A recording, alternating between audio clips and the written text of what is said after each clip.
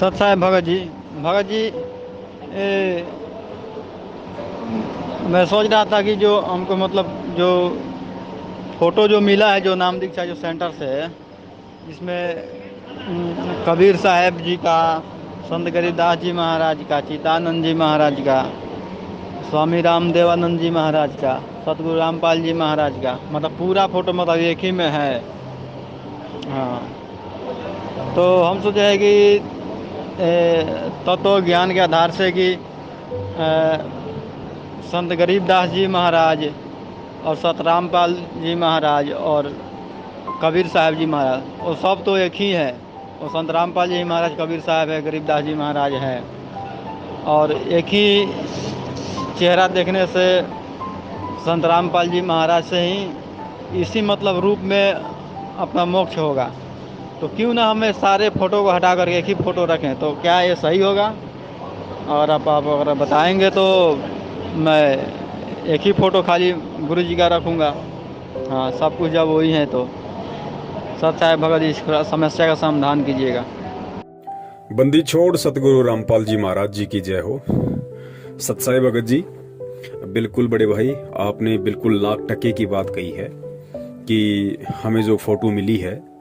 आश्रम से या नाम दीक्षा केंद्र से, जिसमें बीच में हमारे परम पूज्य सतगुरु रामपाल जी महाराज जी विराजमान हैं और ऊपर नीचे दाएं बाएं कबीर साहिब जी की फोटो है, गरीबदास जी महाराज जी की फोटो है, पंडित चिदानंद जी महाराज जी की फोटो है और हमारे दादा गुरुदेव स्वामी रामदेवानंद जी महाराज जी की फोटो है। देखिए भगत जी, जब तक किसी भी आत्मा को इस भक्ति मार्ग का सही तरीके से ज्ञान नहीं होता है, तब तक वो आत्मा कुछ भी करती रहे, परमात्मा उसको क्षमा करते हैं और उसकी भूल को परमात्मा नजरअंदाज करते हैं। और जैसे जैसे वो आत्मा इस भक्ति मार्ग में आगे बढ़ती जाएगी,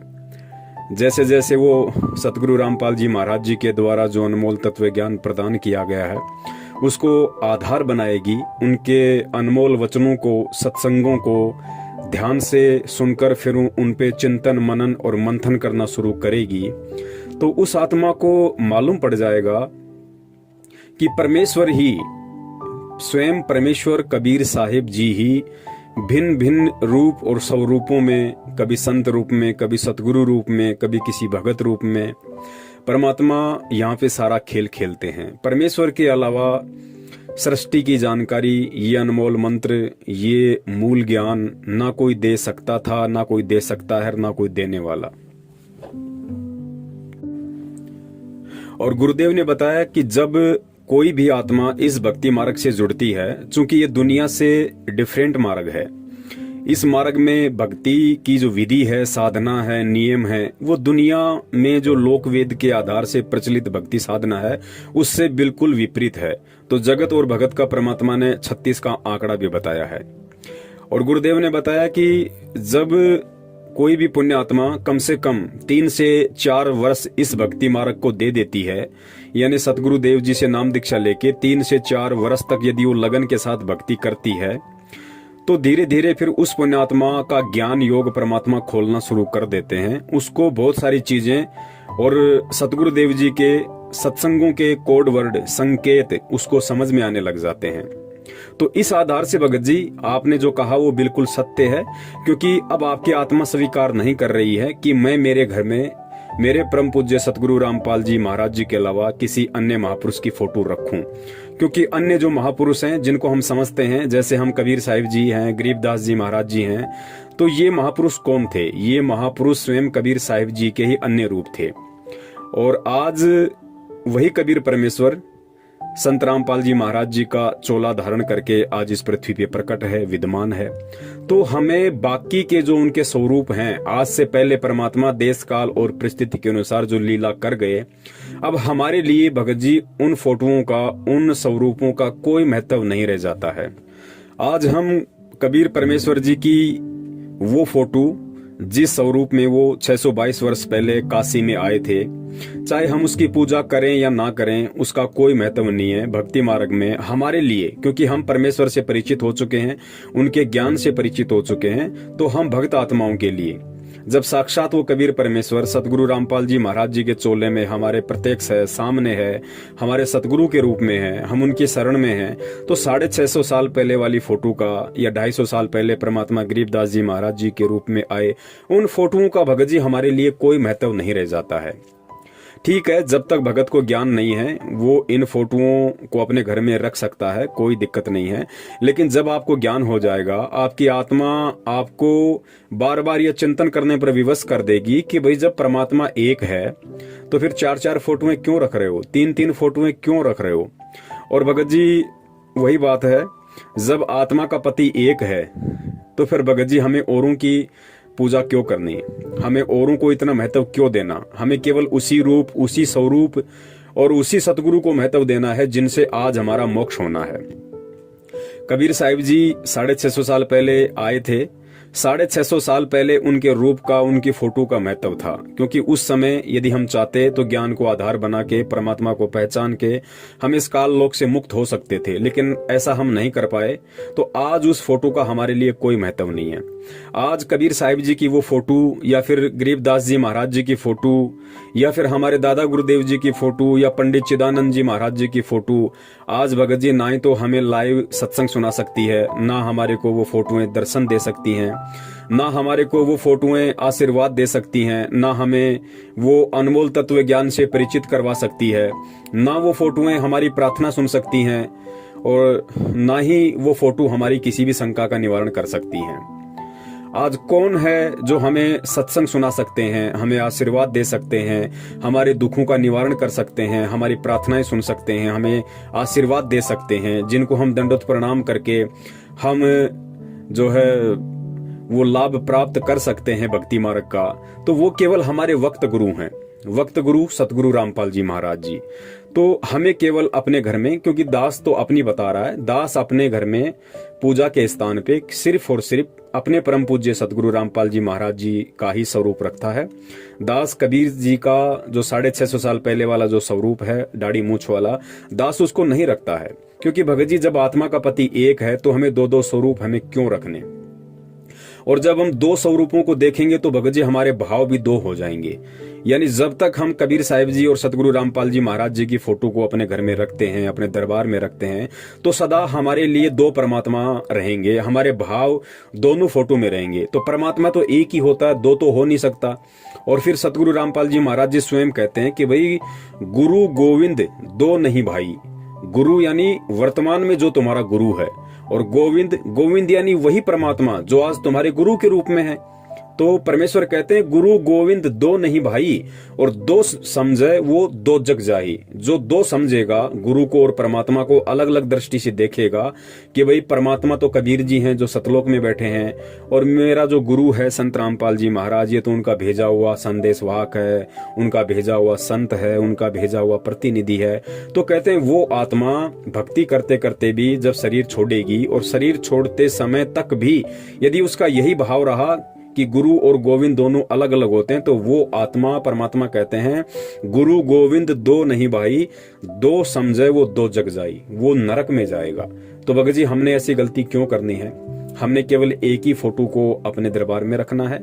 एक ही रूप को हमारे मन मंदिर में संवार के रखना है, हमारे हृदय में जचा के रखना है। तो दास तो केवल अपने परम पूज्य सतगुरु रामपाल जी महाराज जी का स्वरूप ही अपने पूजा स्थान पे रखता है। दास 650 साल पहले वाली उनकी जो फोटो है, दास उनको अपने घर में नहीं रखता है, क्योंकि मेरा परमात्मा एक है, एक ही है और एक ही रहेगा। बहुत सारे भगत भाइयों की शंका है कि भाई इष्ट अलग होता है और गुरु अलग होता है। हमारे जो इष्ट हैं वो कबीर साहिब जी हैं, और हमारे जो गुरु हैं वो संत रामपाल जी महाराज जी हैं। तो देखिए उन पुण्यात्माओं का ये बहुत बड़ा धोखा है, वो अभी परमात्मा के तत्व ज्ञान से परिचित नहीं हो पाई हैं। देखिए सतगुरु रामपाल जी महाराज जी वर्तमान में 3 भूमिकाओं में हैं। वो स्वयं परमेश्वर भी हैं, सतगुरु की भूमिका भी वो स्वयं कर रहे हैं, और एक भगत की भूमिका में भी वो हैं। और परमेश्वर की वाणी भी है कि साहिब से सतगुरु भय, सतगुरु से भय संत, धर धर वेक विशाल अंग खेलय आदि और अंत। और दूसरी परमात्मा की वाणी है कि साहिब से सतगुरु भय, सतगुरु से भय साध, ये तीनों अंग एक हैं, गति कुछ अगम अगाध। स्वयं परमात्मा यहाँ पे साबित कर रहे हैं कि ये जो तीनों अंग हैं ये तीनों एक ही हैं, यानी वो परमात्मा ही स्वयं साहिब है, वो परमात्मा ही सतगुरु की भूमिका करता है, और वो परमात्मा ही एक सुयोग्य भगत की भूमिका करके ये उदाहरण पेश करता है कि एक शिष्य का, एक भगत का अपने गुरु के प्रति कैसा प्रेम होना चाहिए, कैसी उसकी लगन और निष्ठा होनी चाहिए, कैसा अपने सतगुरुदेव जी के प्रति जब वो उसके सामने जाए तो कैसे उसके आव भाव और आचार विचार होने चाहिए, गुरु के सामने कैसे रहा जाता है, कैसे बोला जाता है। तो इन सब बातों को समझाने के लिए एक उदाहरण के तौर पे, जैसे 650 साल पहले कबीर परमात्मा ने रामानंद जी को अपना मुंह बोला गुरु बनाया था, केवल ये उदाहरण पेश करने के लिए कि गुरु और शिष्य का नाता कैसा होता है, कितनी आपस में मर्यादा होती है। ठीक वही भूमिका वर्तमान में वही कबीर परमात्मा 8 सितंबर 1951 के दिन भारतवर्ष की इस पवित्र भूमि पे गांव धनाना, जिला सोनीपत, हरियाणा में प्रकट होके और फिर आगे चल के जैसे ठीक का समय आया, उन्होंने स्वामी रामदेवानंद जी महाराज जी को अपना मुंह बोला गुरु धारण किया,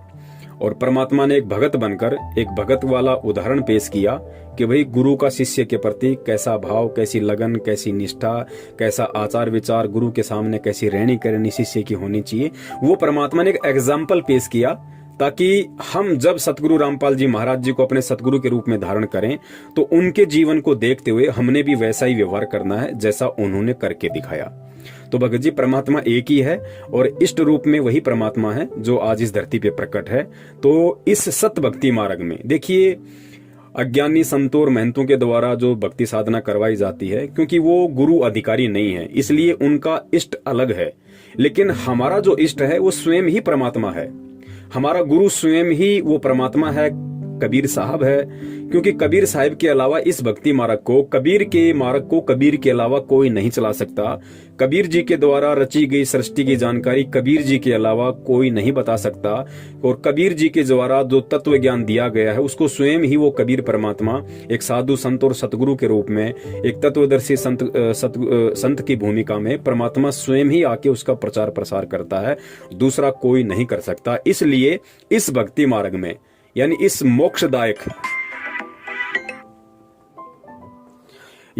मोक्षदायक सत भक्ति मार्ग में, कबीर जी के सत भक्ति मार्ग में कबीर जी ही हमारे इष्ट हैं, कबीर जी ही हमारे गुरु हैं, कबीर जी ही हमारे सतगुरु हैं, और वे कबीर जी आज स्वयं इस पृथ्वी पे सतगुरु रामपाल जी महाराज जी के स्वरूप में प्रकट हैं। तो हमने केवल उन्हीं का स्मरण, ध्यान, चिंतन, मनन और उन्हीं की हमने पूजा करनी है, इष्ट रूप में, गुरु रूप में, सतगुरु रूप में। तो भगत जी हमने अपने दिलो दिमाग में, मन मंदिर में और हमारे हृदय में केवल सतगुरु रामपाल जी महाराज जी की ही फोटो रखनी है, क्योंकि हम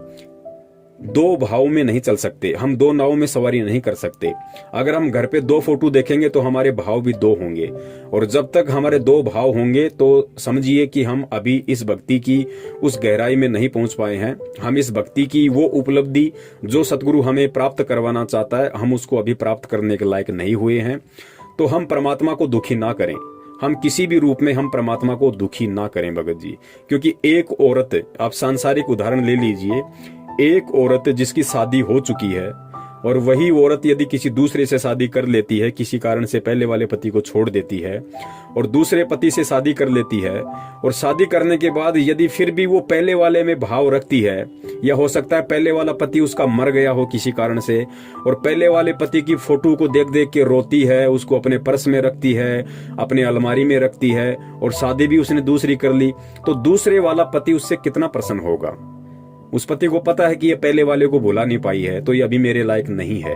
अभी इसका भाव, अभी इसका प्रेम मेरे में उतना नहीं है, अभी भी इसका भाव और प्रेम उस फोटो में, उस पहले वाले पति में ही ज्यादा अटका हुआ है। तो वर्तमान का जो पति है वो उससे उतना प्रेम नहीं कर पाएगा, उसे उतना मान सम्मान नहीं दे पाएगा। तो भगत जी हमने ये गलतियां नहीं करनी है। हमारा परम पिता परमेश्वर अजरो अमर है, वो जब चाहे और जिस रूप में चाहे पृथ्वी पे प्रकट हो सकता है, आ सकता है और आया हुआ है। तो हमने केवल हर जगह केवल एक ही परमात्मा देखना है, और वर्तमान में इस धरती पे जो असली कबीर है वो स्वयं सतगुरु रामपाल जी महाराज जी के रूप में प्रकट है, विद्यमान है, और हमने उन्हीं का पूजा पाठ, ध्यान, मनन, चिंतन मनन करना है। अन्य हमने किसी भी उनके स्वरूप को पूजा के भाव से नहीं देखना है, हमने उनके किसी भी रूप को वो महत्व नहीं देना जो महत्व आज हमने साक्षात उनको देना है। और भगत जी चक्कर क्या है, परमात्मा सतगुरु रामपाल जी महाराज जी की ये मजबूरी समझ लीजिए या ये जरूरी समझ लीजिए, क्योंकि उन्होंने कबीर जी को परमात्मा साबित करने के लिए उनकी फोटो का सहारा लेना पड़ा। हालांकि वो स्वयं कबीर हैं, लेकिन दुनिया को समझाने के लिए यदि वो स्वयं कहें कि भाई मैं ही कबीर हूं, मैं ही भगवान हूं, तो कोई नहीं मानेगा उनकी बात। इसलिए शुरुआत में उन्होंने कबीर जी को शास्त्रों से, वेदों से परमात्मा सिद्ध करने के लिए उस फोटो का सहारा लेना पड़ा, उस नाम का सहारा लेना पड़ा। और जिन पुण्यात्माओं को फिर आगे चल के जो उनके शरण में आ गए, फिर उनको आगे चल के सत्संग सुनने के चलते उनको ये मालूम पड़ गया कि भाई वो कबीर है कौन जिसके विषय में सतगुरु रामपाल जी महाराज जी इतना प्रचार प्रसार कर रहे हैं, उनके महिमा का गुणगान कर रहे हैं, वो कबीर है कौन। तो फिर उस आत्मा को भगत जी मालूम पड़ जाएगा कि जिस परमात्मा के विषय में आज तक कोई नहीं जान पाया, तो उस परमात्मा की जानकारी कौन दे सकता है यहाँ पे आके। उस परमात्मा की सृष्टि की, उस परमात्मा के सतलोक की जानकारी कौन दे सकता है। और जब मालूम पड़ेगा उस भगत आत्मा को कि कबीर की जानकारी तो स्वयं कबीर ही दे सकता है, क्योंकि गुरुदेव ने अनेकों बार कह दिया कि अपनी महिमा का वर्णन उस परमात्मा को स्वयं ही करना पड़ता है, क्योंकि यहाँ का कोई भी प्राणी, 21 ब्रह्मांड का कोई भी प्राणी उस परमात्मा के विषय में नहीं जानता है, उस परमात्मा से परिचित नहीं है। इसलिए उस कबीर परमात्मा ने स्वयं ही यहाँ पे एक संत रूप धारण करके, एक सतगुरु रूप धारण करके अपनी जानकारी स्वयं ही देनी पड़ती है। तो सतगुरु रामपाल जी महाराज जी स्वयं कबीर परमात्मा है और वे स्वयं ही सन 1994 से अपनी जानकारी दे रहे हैं। अनजान व्यक्ति गुरु और परमात्मा को अलग अलग देख सकता है। सतगुरु रामपाल जी महाराज जी और कबीर परमेश्वर जी को दो रूपों में देख सकता है, लेकिन जो उनके अनमोल तत्व ज्ञान से, मूल ज्ञान से परिचित हो चुके हैं, वो भगत अच्छे से जान जाएंगे, पहचान जाएंगे कि गुरु और परमात्मा अलग नहीं है। और फिर भी यदि गुरु और परमात्मा को कोई दो अलग अलग रूपों में देखता है, तो परमेश्वर की स्वयं की वाणी है कि वो नरक में जाएगा, वो दोजक में जाएगा। बंदी छोड़ सतगुरु रामपाल जी महाराज की जय हो। सत साहिब।